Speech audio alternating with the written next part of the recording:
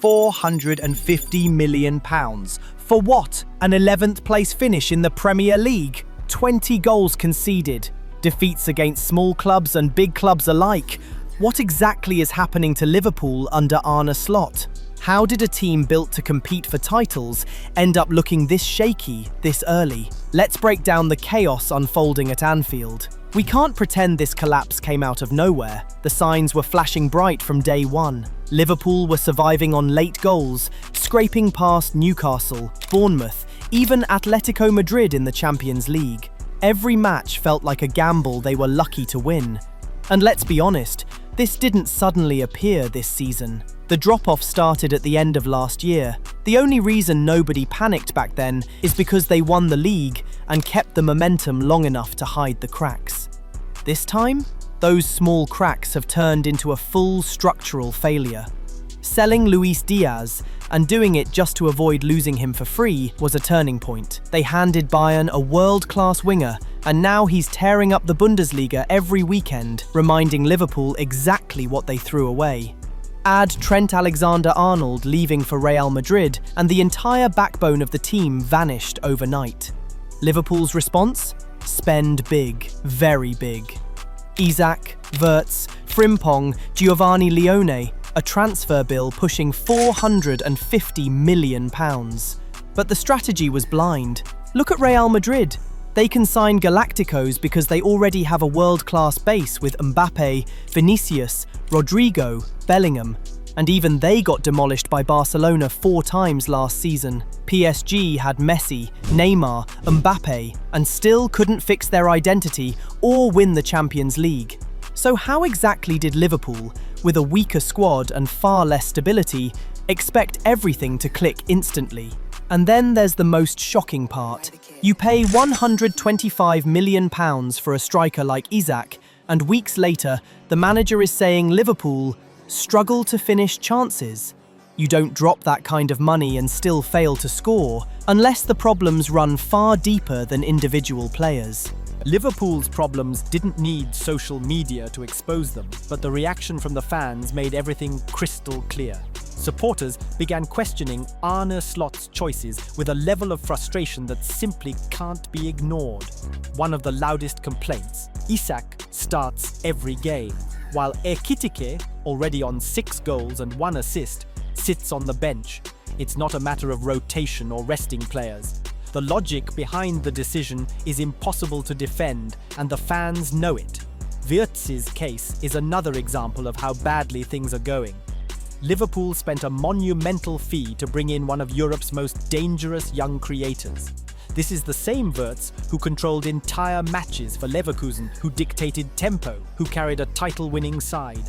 Yet under Slot, he looks disconnected, like a piece that doesn't fit the system he was brought into. But nothing illustrates Liverpool's decline more than their defending.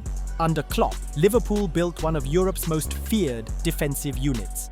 Structure, discipline, aggression, it was the foundation of everything they achieved. Now, 24 goals conceded in 16 matches. That number alone sums up the collapse. And the fact that Van Dijk, once untouchable, is now a constant subject of online jokes shows exactly how far the standards have fallen.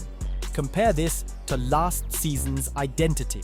Liverpool were relentlessly coordinated without the ball. Opponents were smothered the moment they tried to turn or move forward.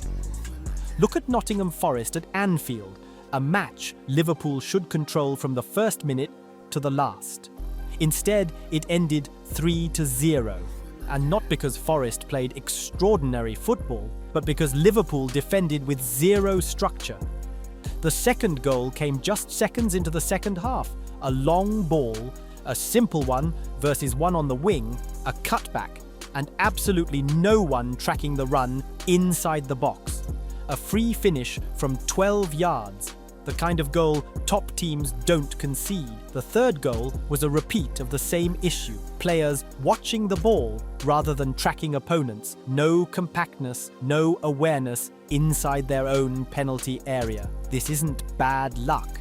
It's the result of a defensive system that has fallen apart on every level. Positioning, communication, reactions, intensity. Liverpool weren't just outplayed, they were exposed and used the spaces that kept opening up. Liverpool had possession, but Forest were the ones creating real danger.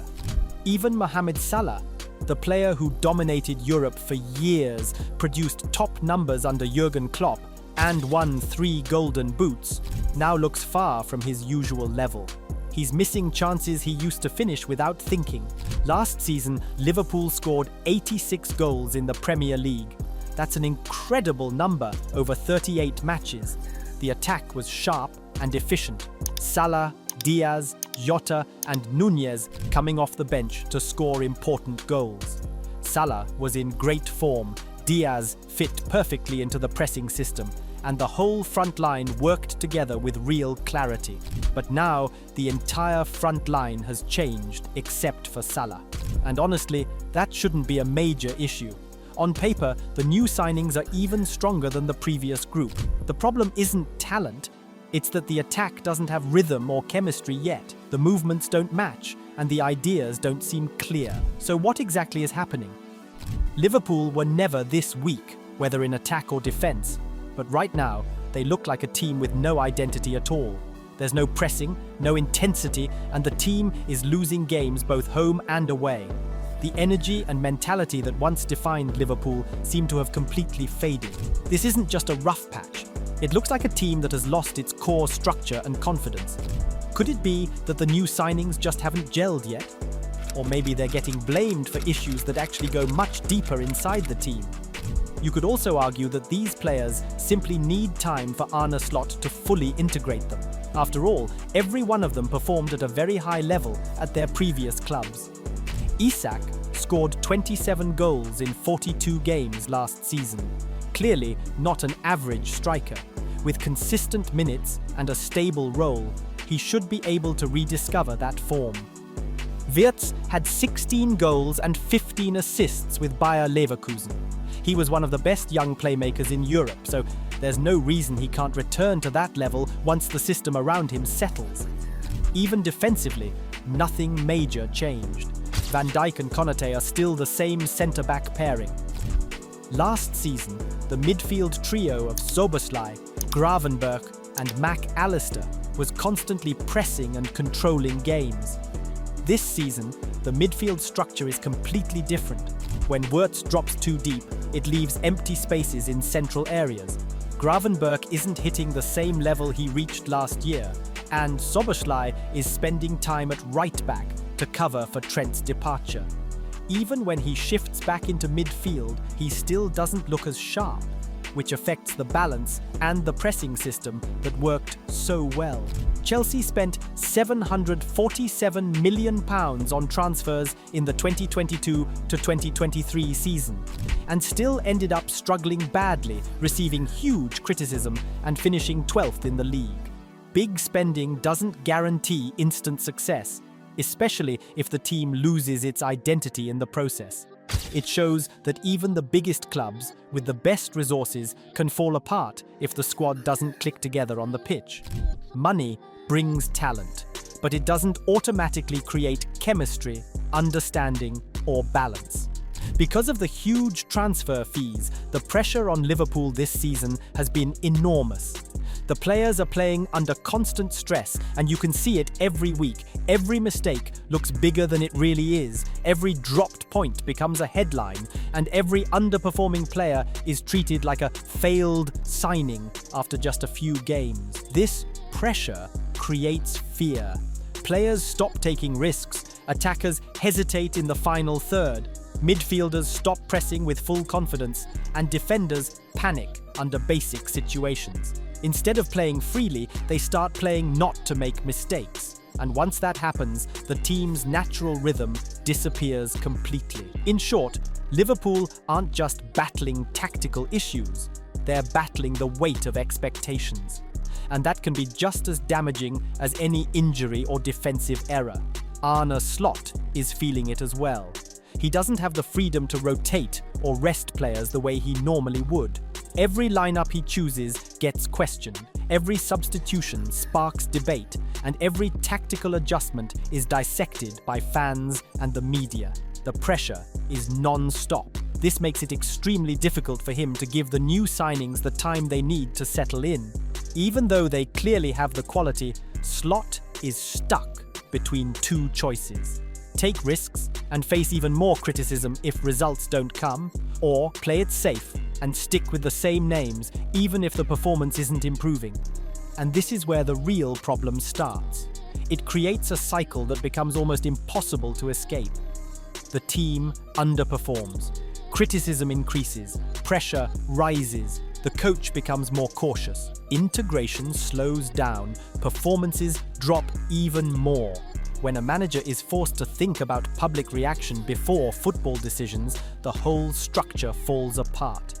Without proper time, patience, and trust, even the strongest squad can look disconnected, nervous, and far below their true potential. So what's the main takeaway? Liverpool this season is a team in transition, packed with quality, big names, and genuine potential, but still searching for a clear identity. Everything that could slow a team down has happened at once. Key injuries at the wrong moments, defensive lapses that cost crucial points, new players still adapting to the system, and enormous expectations after a record-breaking summer window. All of these factors have combined to create a start full of frustration rather than fluid football. But here's the important part. The foundation is strong and the talent is real. Players like Isak and Wirtz weren't signed by accident. They were elite performers at their previous clubs. Isak's goal-scoring record speaks for itself, and Wirtz was one of the most creative players in Europe last season. Add to that the returning core, and of course, Mohamed Salah, still world-class, still capable of carrying the team in big moments. And you can see that the squad has everything needed to succeed.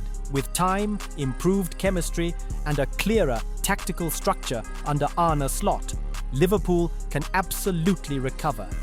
Once the players understand each other's movements better and the system becomes more natural, we could see the team rediscover the sharpness and intensity that defined them in previous years. Right now, it's simply a learning season, a reminder that success isn't just about spending money or signing big players. It's about cohesion, understanding, and patience. A squad can be filled with world-class talent, but without chemistry, structure, and a clear identity, even the best players will look average. This period is exposing the gaps that need fixing, the timing of movements, the clarity of roles, the balance between attack and defense, and the mental resilience needed to handle pressure at a club the size of Liverpool. It's also a season that forces the team to confront its weaknesses honestly. Who fits the system? Who needs more time? Where does the tactical approach need adjustments? These answers only come through difficult moments like this. And if Liverpool can fix these issues, there's no doubt they'll come back stronger, not just as a group of talented individuals, but as a fully connected and unified team. A team that understands each other, trusts the system, and plays with the identity that once made Liverpool one of the hardest teams in the world to face. The struggle now could be the reason for their success later. Alright guys, if this video helped you understand what's really going on with Liverpool this season, don't forget to drop a like. It really helps the channel. And if you're new here, make sure to subscribe and turn on notifications so you don't miss any upcoming tactical breakdowns, match analyses, or transfer updates. Let me know your thoughts in the comments. Can Liverpool turn things around this season, or is this just a transition year? I read all your comments. See you in the next video.